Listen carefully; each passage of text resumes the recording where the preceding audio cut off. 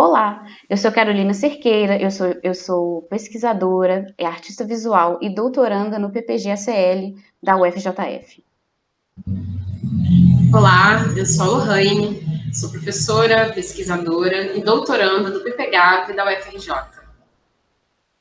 Essa nossa conversa se chama Griot, Recontar a História da Arte. E a gente vai trazer algumas reflexões de forma muito inicial, mas que a gente espera que dê frutos.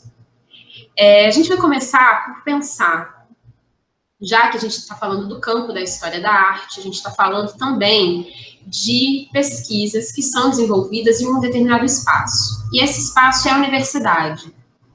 A entrada na universidade pública de estudantes negros e negras, principalmente a partir das políticas afirmativas, como as cotas, que são fruto do movimento negro, essa entrada muda, ainda que vagarosamente, o perfil do corpo discente de alguns cursos de graduação. A universidade começa a se pintar de cor. E junto a essa cor, que agora circula pelos corredores e salas de aula, entram também questões que são importantes e que devem ser ditas. Mas por que dizer é importante? Dizer é se fazer escutar, assim como escrever é se fazer ser lido. É organizar através de palavras, frases, sujeitos e verbos a realidade vivenciada, a realidade dada que já está ali. Por isso dizemos: o espaço acadêmico, a Universidade Pública Brasileira, assim como todas as instituições democráticas que compõem o nosso país, foi construída e se sustenta em uma tradição e um modelo epistemológico, ou seja, num modelo de construção de saber, baseado na subalternação e no alijamento de saberes, cosmologias e propostas epistemológicas dos africanos, afro-brasileiros e indígenas. Nesse modelo, permanece o mito da ocidentalidade, do Ocidente, como um lugar de refinamento teórico. Esse Ocidente, definido politicamente, incluiria apenas Europa e Estados Unidos como herdeiro direto da tradição europeia, legando aos outros lugares e a outras culturas a ideia de Oriente, um lugar de outro. É através de um vasto repertório de imagens e discursos determinados pela política que a Europa, através de um imaginário que organiza o conhecimento, é posta nesse lugar. Nesse sentido, constrói-se a crença discursiva de que o Oriente seria o lugar do corpo, do bruto. Essa dualidade entre Ocidente e Oriente apresenta as duas faces de um mesmo signo colonial, que sofisticou e se mantém graças a uma herança de exploração. O legado do colonialismo, o eurocentrismo contemporâneo, que seria, de fato, esse lugar da Europa como um centro cultural, imagético e de conhecimento, é o resíduo, esse legado desse colonialismo, é o resíduo discursivo, ou a sedimentação de um etnocentrismo armado, institucionalizado e globalizado. Tem-se, então, as teorias da dependência e o subdesenvolvimento que atribuem às tradições e culturas locais a impossibilidade de desenvolvimento, visto que o desenvolvimento é ligado, sistematicamente, à ideia de Ocidente, Europa e Estados Unidos, portanto. Nesse sentido, a universidade revela problemas e dilemas que marcam a própria sociedade brasileira, produzindo e reproduzindo, reafirmando lógicas de poder. Mas é importante perceber que o espaço da universidade pública é também um potente espaço de enfrentamento e resistência, ainda mais em dias como estes. A educação é ainda um dos maiores dispositivos no processo de mobilidade para a população negra brasileira. Políticas como as de cotas não somente garantem a entrada de negros e negras na universidade, mas desconstrói pilares tão engessados em uma instituição como a universidade pública. É o momento em que a nossa entrada e permanência nesse ambiente, como alunos de graduação, pós-graduação e professoras, também o modifica. É tomar a universidade como um lugar de poder que socio-ideologicamente foi construído por brancos e para brancos. é primordial para que nos interroguemos sobre as trajetórias, as vivências, os pensamentos e as práticas de negros e negras que compõem o corpo discente e docente da universidade.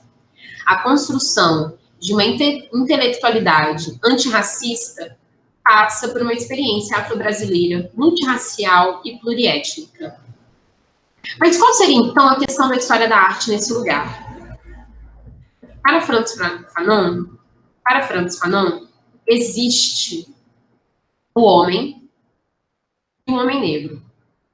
Da mesma maneira, é organizado o pensamento em torno das pesquisas em arte. Da forma como a disciplina de História da Arte se encontra, existe a arte ocidental, a saber, branca, proveniente dos Estados Unidos ou de determinados países europeus, e a arte produzida fora desse circuito, que ainda pode ser vista como primitiva ou com menor prestígio acadêmico.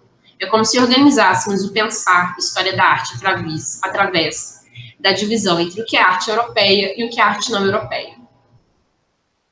Para Gombrich, um dos autores mais utilizados como leitura em graduações em arte ou história da arte, em seu livro chamado História da Arte, o pintor espanhol Picasso, só foi capaz de desenhar um ideal cubista, pois já havia passado pelo processo de representação mimético, tradicional e acadêmico, ao desenhar uma galinha.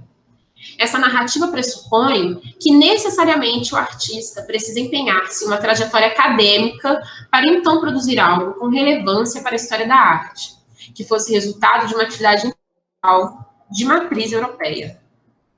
Ora, tem-se aqui, então, na pretensão de uma narrativa única, uma única possibilidade de desenvolvimento do saber e da experiência artística. Uma narrativa estabelecida que diminui a qualidade e a validade da produção de outras culturas, enxergando-as mais rudimentares ou primitivas. Esse termo primitivo é extremamente complexo, e a prova dessa complexidade é que ele é utilizado para denominar de criações pré-colombianas de 3.000 a.C. a produções dos aborígenes australianos atuais. Não há, portanto, nenhum recorte geográfico que entenda a formação dessas civilizações em sua estética.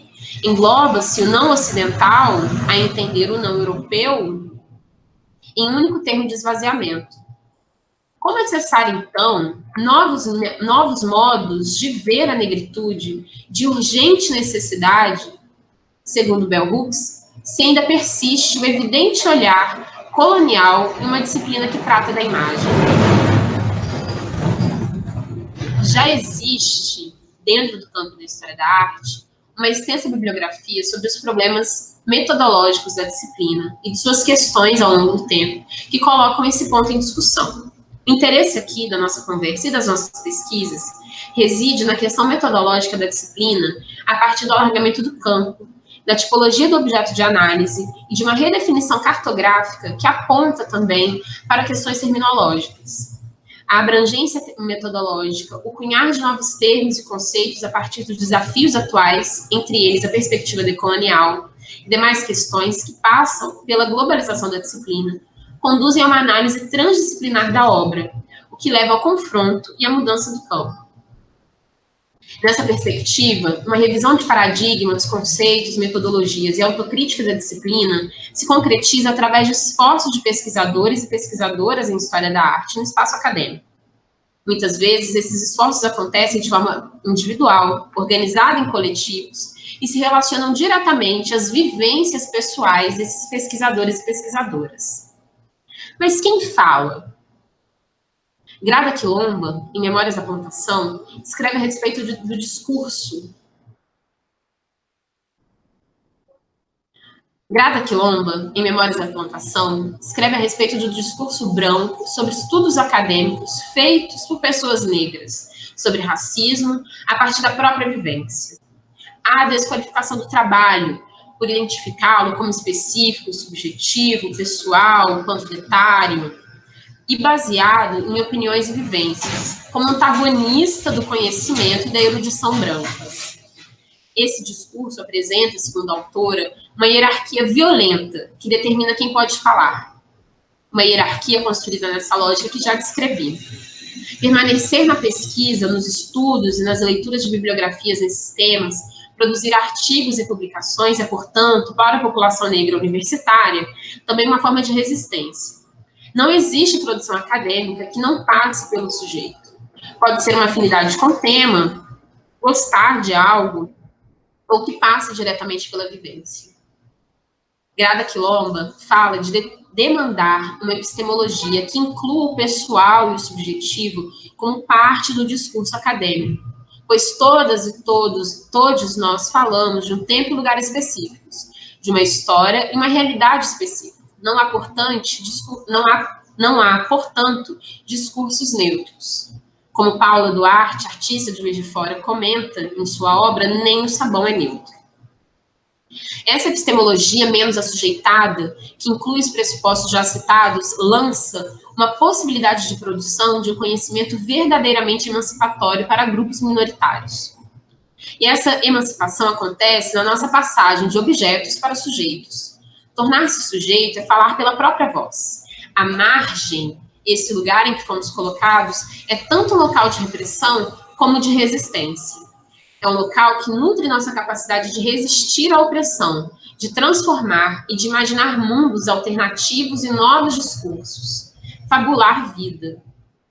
É dessa margem e das vivências contidas nela que está a importância da entrada de negros e negras na universidade pública e da nossa produção. Quando nos tornamos sujeitos na construção de análises, estudos e pesquisas, saímos de uma lógica que nos colocou historicamente como objetos. Questionamos, por exemplo, terminologias que naturalmente são utilizadas por pesquisadores brancos e brancas.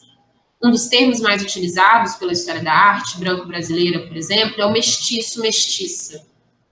Pensando especificamente no contexto colonial e eugenista brasileiro, pode-se partir da utilização dessa nomenclatura em duas frentes. Inicialmente, a figura do mulato, mulata, mestiço, mestiça, como imagem do embranquecimento da nação, como um projeto de progresso. E, posteriormente, já no modernismo, como uma figura do exotismo que marcaria uma pretensa identidade nacional através da mistura.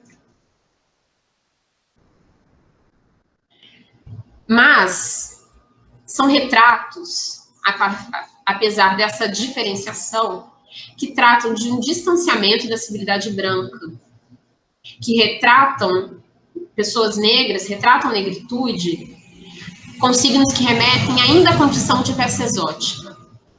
Essas figuras, identificadas com essa condição de híbridas, continuam como testemunhas de um projeto de embranquecimento. Uma vez que não se reconhece a identidade negra, apaga-se essa identidade do termo, da língua, da representação dos sujeitos e das experiências positivas de negritude. Afasta-se da herança cultural, da imagem e da estética negras, à medida que elas são negadas. É o que Abdias Nascimento nos conta em Genocídio do Negro Brasileiro, como uma das ferramentas de genocídio mesmo da população negra no Brasil. Aproxima-se esse corpo dito mestiço, mulato, mulata, da cultura branca, ao mesmo tempo em que se diz, esse não é o seu lugar. Torna-se, então, um sujeito à deriva de si, fraco, nem preto nem branco. Mas quem faz essa observação tão transpassada pela experiência?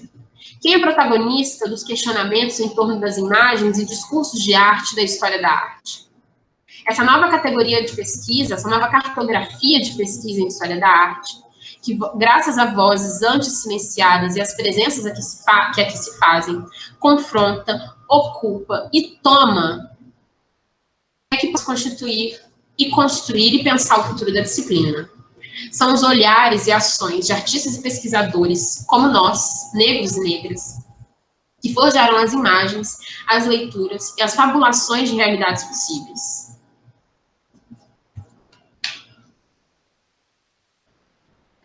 Então,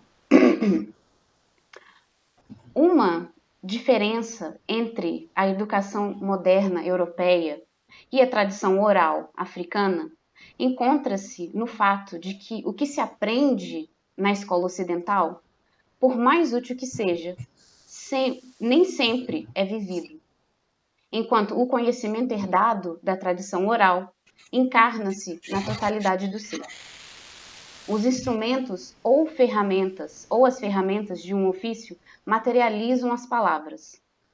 O contato do aprendiz com o ofício o obriga a viver a palavra a cada gesto. Por essa razão, a tradição oral, tomada no seu todo, não se resume à transmissão de narrativas ou de determinados conhecimentos. Ela é geradora e formadora de um tipo particular de pessoas. Antes de pensar em recontar a história da arte brasileira, precisamos pontuar algumas questões. Primeiro, que a disciplina e a compreensão da arte, da maneira como estudamos dentro da academia, é um entendimento de matriz europeia. Segundo, precisamos entender como os europeus, em sua posição de poder, constituiu e disseminou uma narrativa sobre grupos dominados, utilizando também a arte e outras produções visuais.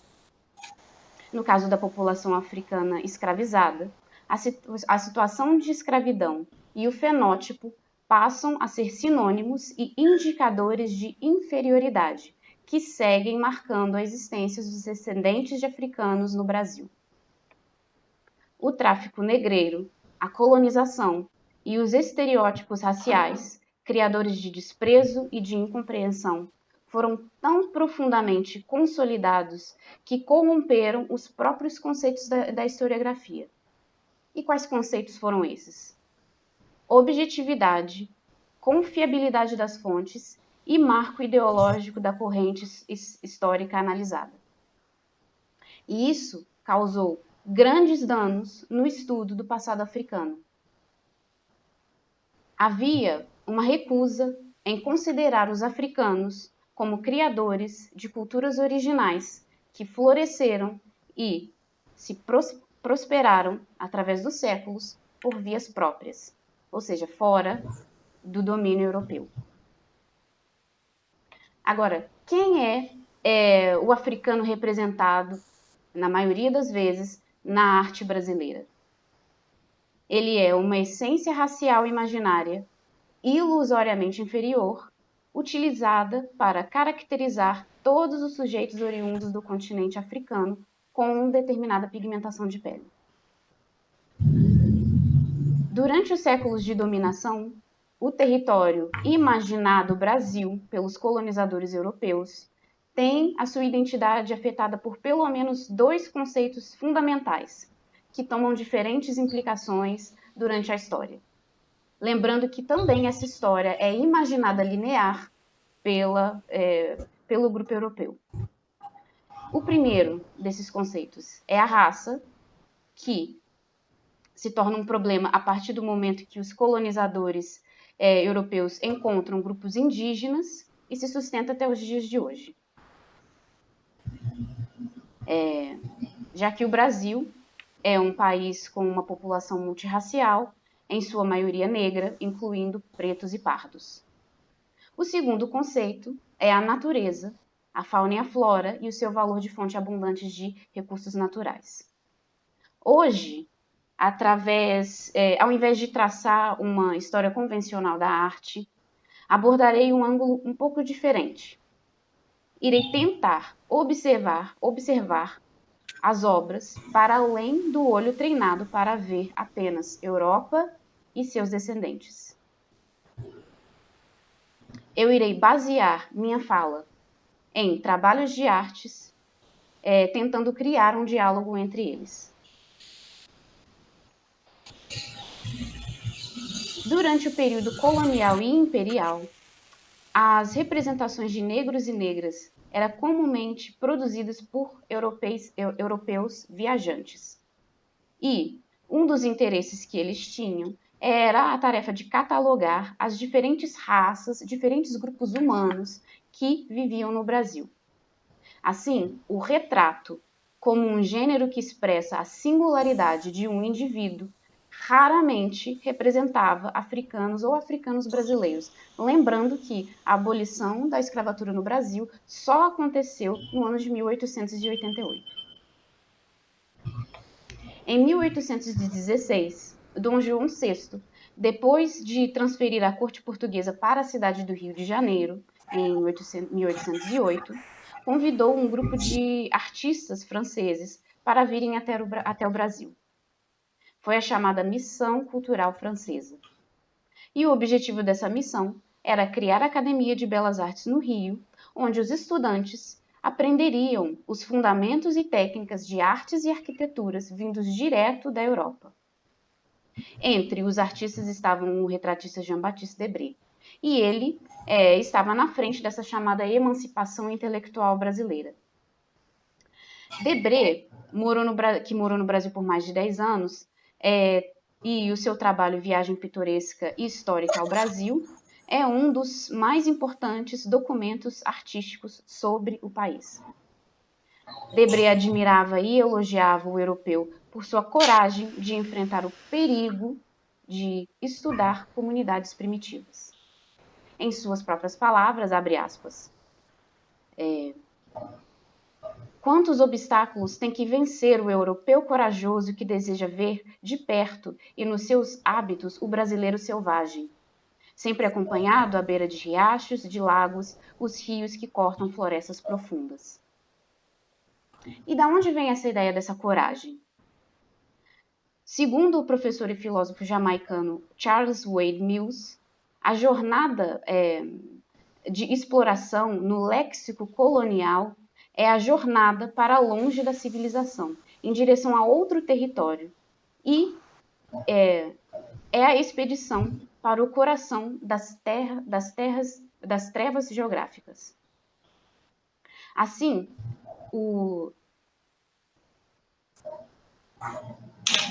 enfrentando o perigo das trevas com sub-humanos e selvagens, as regras que se aplicam à colônia são outras. Ou seja, exploração e eliminação em massa na colônia não é o mesmo que genocídio. Violência existe apenas contra humanos. E humanos são aqueles vindos da Europa. Nativos e mestiços são a parte selvagem da colônia que deve ser controlada e domada. Vou dar 2 exemplos aqui que estão presentes nesse livro Viagem Pitoresca ao Brasil, do Debré, momentos onde ele compara negros com animais, especificamente crianças.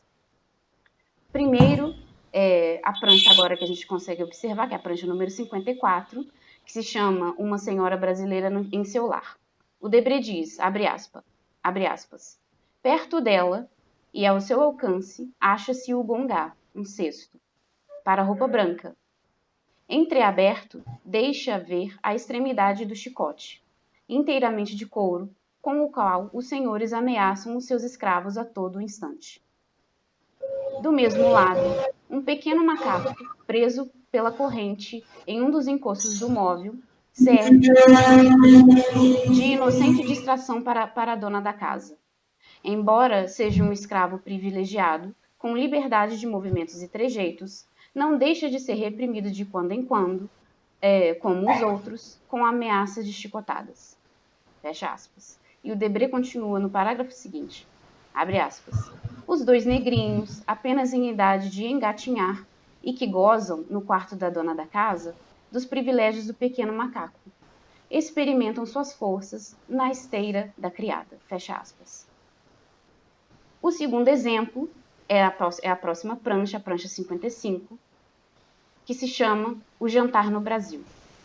Debré diz, abre aspas, no Rio, como em todas as cidades do Brasil, é costume, durante o tete-a-tete de um jantar conjugal, que o marido se ocupe silenciosamente com seus negócios e a mulher se distraia com os negrinhos que substituem os doguinhos, hoje quase completamente desaparecidos na Europa.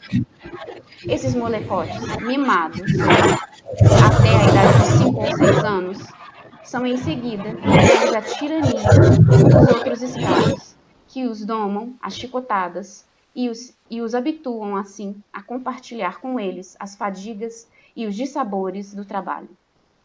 Essas pobres crianças, revoltadas por não mais receber das mãos carinhosas de suas donas manjares suculentos e doces, procuram compensar a falta roubando as frutas do jardim ou disputando aos animais domésticos os restos de comida que sua guludice, repentinamente contrariada, o leva a saborear com verdadeira sofreguidão.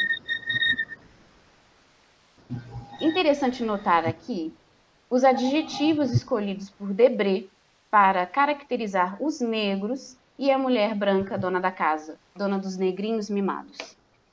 Os negros são tiranos e a branca é aparentemente carinhosa e implicitamente generosa, enquanto as crianças seguem sendo associadas com animais. Mais uma vez, utilizando como referência o filósofo Wade Mills, em uma tradução livre, abre aspas, essas paisagens estranhas são diferentes das de casa. Essa pele estranha, tão diferentes da nossa, devem ser mapeadas e subordinadas. Criar o civil e o político aqui requer, portanto, uma luta espacial ativa contra o selvagem e o bárbaro, uma europeização do mundo. Bem, voltando para o Debré e o seu viagem pitoresca e tal, inclui também uma classificação que se pretendia científica, usada pelo governo português para mapear quão civilizada era a população que habitava o Brasil. Por exemplo, observando a prancha número 70, com o título Escravas Negras de Diferentes Nações, podemos notar 16 tipos diferentes de mulheres escravizadas. Debré descreve a número 3 como cabra, o que significa uma raça mestiça de preto e mulato. A número 10, ele escreve Mina, que é a nação africana de origem da mulher, e alguns fatos sobre ela e o seu dono. Abre aspas. Primeira escrava de um negociante africano, favorita sujeita a chicotadas. Fecha aspas. O período histórico colonial teve sua forma de narrar e de controlar o saber. Porém, passagens que resistiam a seus fundamentos, em outras palavras, que vinham atreladas a outras narrativas de vida, sempre existiram no curso histórico da colonização. Elas reposicionam o sentido da dominação sem necessariamente superar sua influência. A mulher número 4 é um exemplo disso.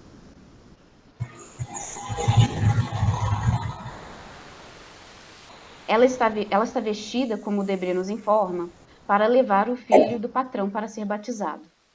Mas, como num pequeno sopro pós-colonial, nossos olhos negros, atentos e conhecedores, vemos, em volta do seu pescoço, um colar de miçangas brancas e vermelhas, que nos diz que ela é filha de Xangô. Apesar de estar sendo catalogada como um bicho, sua amenidade ainda resiste. Agora, a prancha 84, Diferentes Nações Negras, é a versão masculina da prancha anterior. O número 3 é um rapaz moçambicano e, segundo Debré, é possível identificar sua origem olhando para o lábio superior e a marca de ferro quente no lado do seu rosto. Marca que era feita em todos os escravizados vendidos na costa de Moçambique. Agora, de tudo que discutimos até agora, vamos nos perguntar qual seria a diferença entre essas aquarelas produzidas por Debré e a baiana pintada por um artista desconhecido, sem data e sem informações sobre a retratada. Por que sabemos que a representação difere positivamente das representações de raça e gênero da mesma época, embora não tenhamos muitas informações sobre a pintura? Todas as informações apresentadas aqui sobre a pintura da baiana foram retiradas da dissertação de mestrado da historiadora Renata Bittencourt, Modos de Negra, Modos de Branca, o retrato baiana e a imagem da mulher negra, na arte no século XIX, de 2005, disponível na internet, e quem quiser saber mais sobre e aprofundar sobre o retrato da baiana, eu recomendo a leitura do trabalho da Renata. Vamos agora para a análise. Primeiro, vemos características faciais que a tornam distinta e única. Ela está segurando um lenço, ela está usando luvas, brincos e um impressionante conjunto de colares. Uma pintura como essa exige outra perspectiva, portanto, o que poderia ser visto como um objeto insignificante ou apenas um monte de colares tem, de fato, uma camada de significados mais profunda para o leitor negro da obra.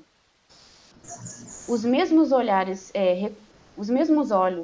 que reconhecem o colar de Xangô usado pela mulher número 4, mencionado anteriormente, reconhecerão aqueles de ouro usados pela baiana como portadores de um significado específico do grupo ao qual ela pertence. Nesses colares, vemos a presença de Oxum e Ogum. Os colares de contas dourados que vemos no retrato da baiana são exemplos da joalheria crioula usada por negros e negras na Bahia do século XIX. O orixá relacionado ao trabalho em metal é Ogum. Esse artesão divino, que tem poder sobre todos os metais, é o orixá da forja e do fogo. O ouro das contas, por outro lado, está relacionado com Oxum, divindade das águas doces e da riqueza. Segundo a artista Sheila Ayo, Oxum é a divindade que existe em todas as mulheres. A presença de Oxum e Ogum separa a baiana da ideia de inferioridade, que por conta da escravidão e do colonialismo está ligada diretamente à sua cor de pele. Se encontramos na mulher número 4 de Debré um pequeno signo pós-colonial, na baiana podemos identificá-lo de forma enfática. Transformar os gestos de um corpo, entendido apenas, na época, apenas pelas diferenças raciais e trabalho escravo, em um corpo com maneirismos de etiqueta e sofisticação do século XIX, combinados com símbolos africanos brasileiros, certamente constitui uma mudança considerável na significação da origem e da distinção da mulher retratada. É importante notar que, se tradicionalmente a busca pela afirmação social se expressa pela sobreposição de objetos e gestos relacionados à cultura branca, no retrato aparece uma inversão. Os colares assumem um significado de destaque, garantindo que a distinção social da personagem se dê por valores que vão além dos dominantes da época. Nessa operação, a mulher retratada consegue se distanciar da associação restrita do negro à escravidão. Sabendo que a imagem do negro estava ligada ao trabalho, roupas de origem africanas ou afro-brasileiras, pés descalços, e quando víamos riqueza, estava marcando a riqueza do proprietário do escravizado. Mas aqui, esse significado está quebrado. A afirmação da identidade autônoma dessa mulher se dá por meio de elementos de origem negra. A afirmação da negritude e, portanto, da distinção cultural e, em parte, a afirmação da distinção social correm em paralelo e não desassociados. É claro que roupas e joias ocidentais adicionam à construção da imagem, mas não carregam o único potencial para comunicar valores a outros negros que observam o retrato. Sabendo também que era comum, nesse período, escravizados livres utilizarem roupas, homens e mulheres utilizarem roupas ocidentais. Essa imagem, provavelmente, Me perdi. Essa imagem provavelmente foi criada para ser vista por outros negros. Ela exibe um indivíduo inusitado a ser retratado nos 1800, pois ela fazia parte de um grupo que não era visto como digno de perpetuar sua imagem dessa maneira. Assim, a hipótese de Renata Bittencourt, na sua dissertação, é de que a pintura foi produzida por uma irmandade religiosa negra. Nesse contexto, os significados de classe, de raça, de religiosidade imbricados na obra seriam compreendidos e valorizados pelos pares da retratada. Talvez um grupo de negros pudesse contemplar a pintura reconhecendo na imagem um membro da comunidade. Como figura importante de um grupo, a pintura materializa para seus descendentes, parentes e afetos sua existência passada, permitindo que a mulher baiana continue no presente entre os seus, como ancestral. Agora, vamos falar de um outro retrato que também era incomum, que também foi incomum para o século XIX. O quadro do intrépido marinheiro Simão, pintado por José Correia de Lima, ex-aluno do artista francês mencionado anteriormente, Debré, na Academia de Belas Artes do Rio de Janeiro. Temos aqui a figura de um homem jovem e livre que merece, segundo o julgamento dos brancos, e apesar da sua cor de pele, ser eternizado e festejado em uma obra que leva o seu nome. Neste ponto, eu apresento para vocês a releitura de 2019 dessa mesma pintura.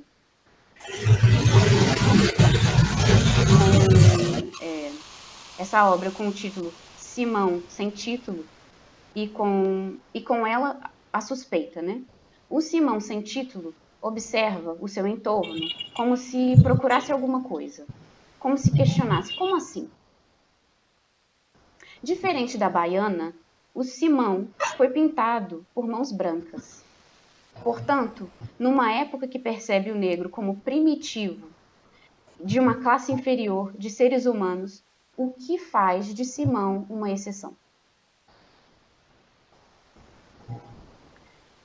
Em novembro de 1853, o barco a vapor pernambucano naufragou durante a viagem entre as províncias do Rio Grande do Sul e do Rio de Janeiro. Simão salvou corajosamente não uma, mas 13 vidas humanas. O jornal Marmota Fluminense, publicado em 18 de novembro de 1853, publicou um ensaio para informar os seus leitores o grande herói que era Simão. Abre aspas. Ele salva grávida senhora, salva pudicas donzelas, salva crianças e tudo debaixo de atroz procelas. Fecha aspas. E prossegue, abre aspas. Nosso monarca é o primeiro em dar o exemplo sublime de que ele fazer não sabe, da cor dos homens, um crime. Fecha aspas. O que é interessante notar nessa situação é que o Simão é um bravo marinheiro que não pensou duas vezes antes de arriscar a própria vida para salvar outras. Mas, junto com a sua bravura, vem o fato de que ele é um homem negro e de que sua pele, de certa forma, está sendo desculpada pelo resgate de 13 brancos da morte. Na Marmota Fluminense, em um ensaio de pouco mais de 630 palavras, somos lembrados 5 vezes da negritude de Simão. Você poderia me perguntar, mas como é que você sabe que ele salvou só brancos? E não índios, não crioulos, não cabras, africanos?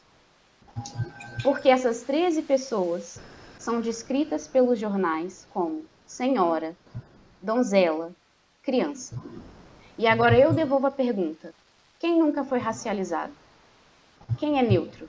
Apenas humano. E não se trata aqui apenas de uma hipotética reconstrução intelectual da minha parte. O argumento é a partir do silêncio é de que mulher deve realmente ter significado. Mulher branca. Senhora deve ter significado. Senhora branca. Criança. Criança branca. E assim por diante. O que nos traz ao apêndice do livro Mesmo um Só Outro, publicado com o apoio do programa Rumos Itaú Cultural, em 2018, que tem minha autoria junto com outro pesquisador, Thalisson Mello. O apêndice mostra ao leitor que não podemos discutir as relações raciais sem discutir a branquitude. O personagem principal da história de violência racial no Brasil é de cor branca. Apresentamos nessa seção do livro documentos de meados ao final do século XIX. Esses documentos são leis, livros, inventários, guias, e nos ajudam a entender por que uma pintura como a baiana é tão importante a ser estudada hoje e por que foi tão necessário aos brancos sublinharem que, embora Simão tenha conquistado a imortalidade pela arte, ele ainda era um homem negro. E, acima de tudo, o apêndice exige que os brancos se racializem como única forma de ter um debate honesto sobre relações raciais no Brasil.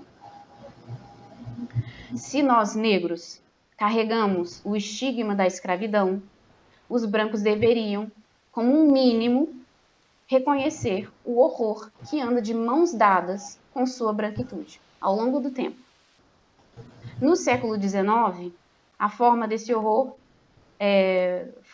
era a escravidão e o colonialismo. Hoje, para dar um único exemplo, é a violência policial.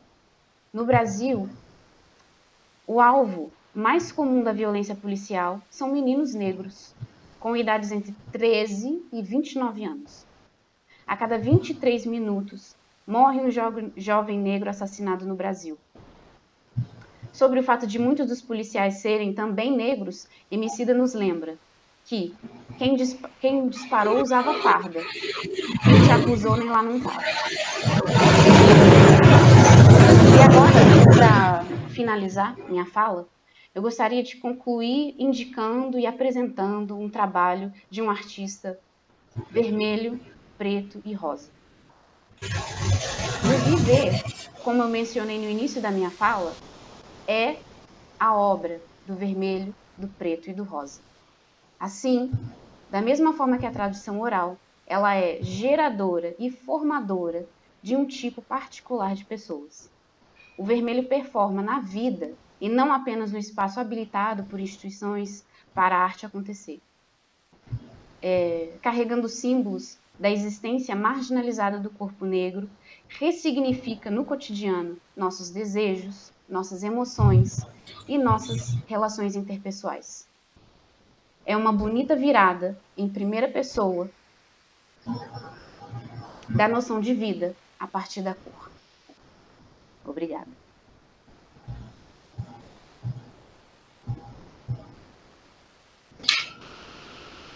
Aqui temos algum referencial teórico, a maioria, né, do referencial teórico que foi utilizado para as nossas falas. Recomendamos fortemente quem tiver interesse na pesquisa que os consulte. E para mais informações, contato com a gente, temos aqui contato de e-mail, Instagram da Carolina e o meu. Muito obrigada a todos e todas.